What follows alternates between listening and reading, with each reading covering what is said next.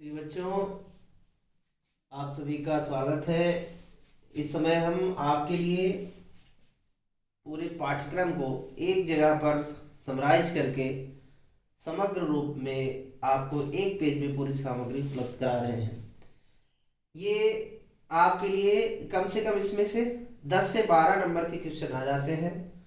ये 11वीं हिंदी का गद्य खंड का जो है पूरे पाठ है, उनके लेखक है, उनकी रचनाएं हैं, भाषा है और किस लेखक को कौन सा पुरस्कार प्राप्त हुआ है, ये सारी जानकारी आपको इस वीडियो में उपलब्ध की जाएगी। मैं इसमें पहले पाठ से चलता हूँ। ये पहला पाठ है, आपके पुस्तक में पाठ्यक्रम में शामिल है, नमक का दरोगा। ये कहानी है, इसकी विधा कहानी है। इसका प्रकाशन 1914 ईस्वी में हुआ है। यहाँ से भी प्रश्न आ जाता है, तो आपको ये ध्यान रखना है। इसका प्रकाशन वर्ष, इसकी विधा और इसके लेखक का नाम है मुंशी प्रेमचंद। इनका बचपन का नाम, पहले का नाम इनका धनपत राय था। तो ये भी आपको ध्यान रखना है, ये भी प्रश्न पूछा जाता है। इनकी रचनाएं, ये सेवा सदन, गोदान, गबन, ये इनके उपन्यास है। और ये ईदगाह और कफन इनकी कहानियां हैं। इनकी कहानियां सोजे वतन में और मानसरोवर के 8 खंडों में संकलित है। और ये गोदान, इनके 8 गोदान उपन्यास 8 है इनके। तो ये इनके 3 यहाँ पे नाम दिए गए हैं। इसके बाद इनकी भाषा है, तो ये भाषा इनकी खड़ी हिंदी है। और इनको कथा सम्राट कहा जाता है, क्योंकि ये उपन्यास और कहानी को एक नया आयाम देने का काम करते हैं। और लगभग 300 कहानियां इन्होंने लिखी हैं, जो मानसरोवर के 8 खंडों में प्रकाशित है। पुरस्कार, तो इन्हें पुरस्कार का कोई विवरण नहीं है। इस तरह से ये इनके विषय में पूरी जानकारी आपको प्राप्त होगी। इसके बाद है मियां नसीरुद्दीन। ये पाठ शब्द चित्र है, ये हम हसमत संग्रह से लिया गया है। इसकी लेखिका जो है ये कृष्णा सोबती है। और इनका जन्म 18 फरवरी सन 1925 को गुजरात में हुआ था। और इनकी मृत्यु 25 जनवरी 2019 को हुई थी।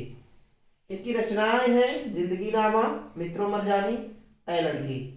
ये भाषा इनकी खड़ी हिंदी है। और इनको सम्मान जो प्राप्त हुआ है, तो साहित्य अकादमी सम्मान और सलाका सम्मान इनको प्राप्त हुआ है। बच्चों, जो साहित्य का सम्मान है उसमें ज्ञानपीठ पुरस्कार सर्वोच्च सम्मान है। उसके बाद जो श्रेणी में सम्मान का क्रम आता है, तो साहित्य अकादमी दूसरे नंबर पर आता है। तो ये साहित्य अकादमी सम्मान जिनको मिला है, ये अत्यंत महत्वपूर्ण रहता है, तो ये आपको ध्यान रखना है अवश्य रूप से। इसके पश्चात जो तीसरा पाठ है इसमें, तो अप्पू के साथ 2.5 साल, ये एक संस्मरणात्मक लेख है, जो कि पहली बांग्ला फिल्म पथेर पांचाली के विषय में जो कठिनाइयां हैं लेखक को, उसके विषय में उसने अपनी यादें लिखी हैं, संस्मरण लिखा है। इसका हिंदी में अनुवाद किया है विलास गीत ने, तो ये भी आपको ध्यान रखना है। इसके जो लेखक हैं वो सत्यजीत राय है। इनका जन्म 1921 को कोलकाता में हुआ और मृत्यु 1992 ईस्वी में हुई। इनकी मुख्य रचनाएं जो है वो सोने का किला, जहांगीर की स्वर्ण मुद्रा, बादशाही अंगूठी, ये इनकी रचनाएं हैं। ये बांग्ला और हिंदी के लेखक हैं। बांग्ला, मूल रूप से ये बांग्ला के लेखक हैं। हिंदी इनके जो हिंदी में भी लिखा है इन्होंने। और ये कई फिल्मों में इन्होंने निर्देशक का काम किया है, कई फिल्में लिखी हैं इन्होंने।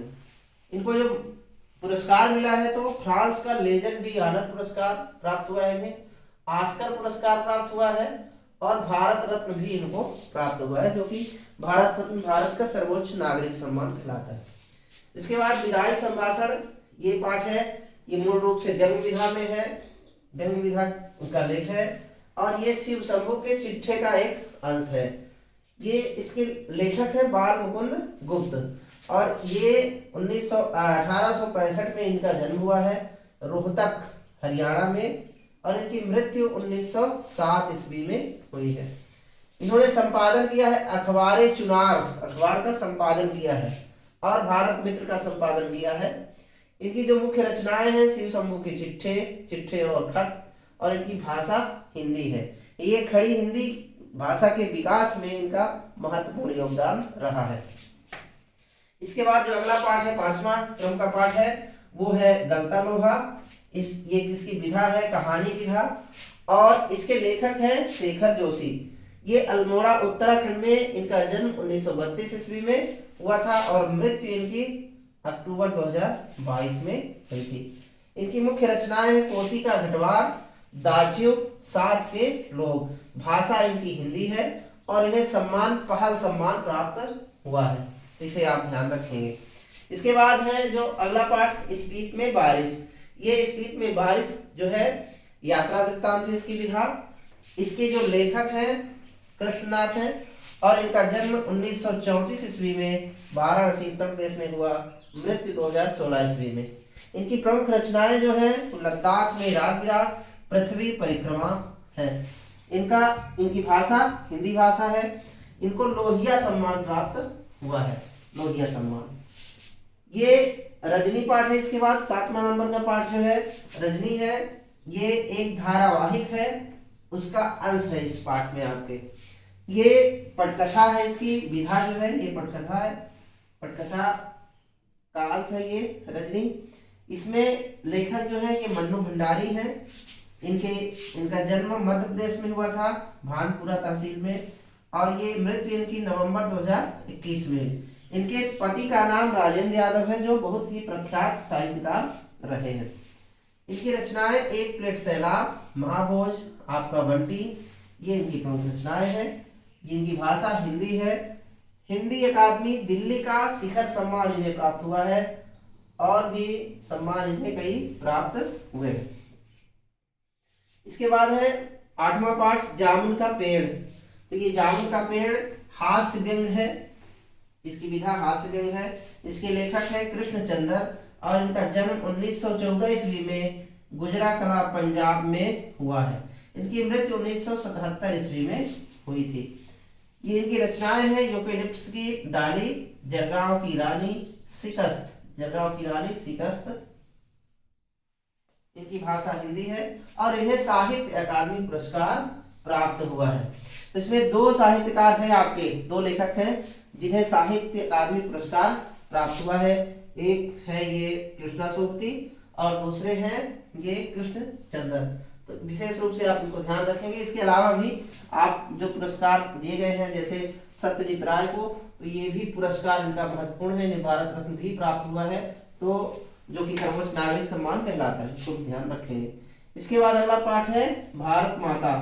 तो भारत माता जो है ये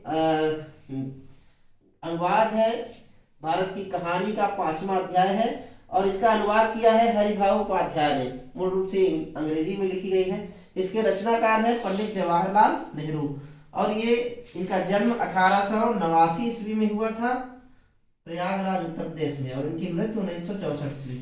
आपको मालूम है ये भारत के प्रथम प्रधानमंत्री भी रहे हैं। इनकी रचना है मेरी कहानी, हिंदुस्तान की कहानी आदि। इनकी जो भाषा है वो अंग्रेजी थी और हिंदी भाषा थी। इसके पश्चात जो अंतिम पाठ है गद्य खंड का वो है आत्मा का ताप। तो ये आत्मा का ताप एक आत्मकथा है जो सैयद हैदर रजा की है और इसका अनुवाद किया है हिंदी में मधु बी जोशी ने।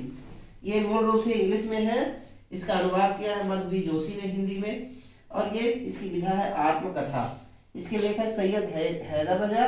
इनका जन्म 1922 ईस्वी को बावरिया मध्य प्रदेश में हुआ। इनकी मृत्यु 2016 ईस्वी में हुई है। इनकी जो रचना है वो मूल रूप से यही आत्मा का ताप, इनकी आत्मकथा एक रचना है। इनकी भाषा अंग्रेजी है और इनको जो पुरस्कार प्राप्त हुआ है grade of officer of the order of arts and letters, ये इनको पुरस्कार प्राप्त हुआ है और ये मशहूर चित्रकार माने जाते हैं। तो इस तरह से ये आपको समग्र रूप में पूरे पाठों पर आधारित जो प्रश्न पूछे जाते हैं, जैसे सही जोड़ी बनाने के लिए उसमें पाठ के लेखक का नाम या विधा का नाम, कई बार रचनाओं का नाम पूछ लिया जाता है, तो ये 10 से 12 नंबर को आपको कवर करता है।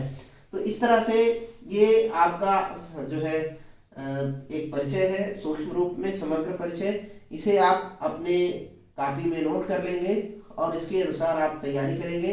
अब आपको परीक्षाओं के लिए विषय वस्तु का और समय का प्रबंधन महत्वपूर्ण तरीके से करना है। तो इस तरह से मैं उम्मीद करता हूँ कि ये आपके लिए काफ़ी लाभदायक होगा। आप अपने कमेंट्स बॉक्स में ज़रूर बताएं कि आपको जानकारी कैसी लगी। धन्यवाद।